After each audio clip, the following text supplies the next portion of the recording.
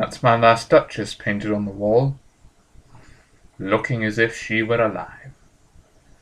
I call that piece a wonder now. Fray Pandolf's hand worked busily a day, and there she stands. Would you please sit and look at her? I said Fray Pandolf by design, for never read strangers like you that pictured countenance, that depth and passion of its earnest glance.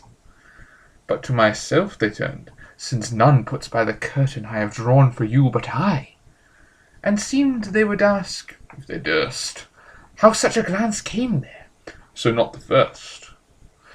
Are you to turn and ask thus, Sir, 'twas not her husband's presence only called that spot of joy to the Duchess's cheek? Perhaps Fray Pandolf chanced to say, her mantle laps over my lady's wrist too much, or paint must never hope to reproduce the faint half flush that dies along her throat. Such stuff was courtesy, she thought, and cause enough for calling that spot of joy. She had a heart, how shall I say, too soon made glad, too easily impressed. She liked where she looked on, and her looks went everywhere.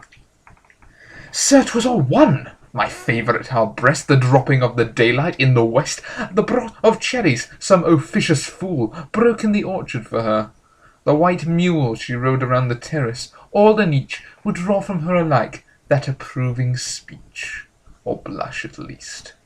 She thanked men, good, but thanked them somehow, I know not, as if she ranked my gift of a 900-years-old name with anybody's gift. Who'd stoop to blame this sort of trifling?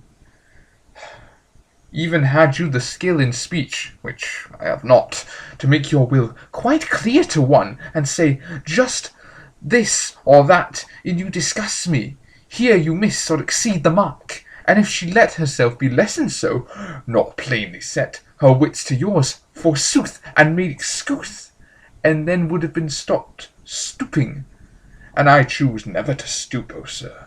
She smiled, no doubt, wherein I passed her, but who passed without?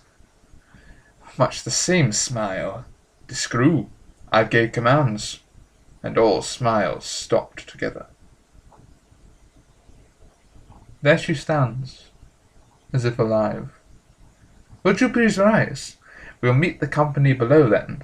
I repeat, the Count your master's known munificence is ample warrant that no just pretence of my dowry will be disallowed, though his fair daughter's self, as I've avowed, as starting, is my object. Nay, we'll go together down, sir. Notice Neptune, through taming a sea-horse, thought a rarity, which Claus of Innsbruck cast in bronze for me.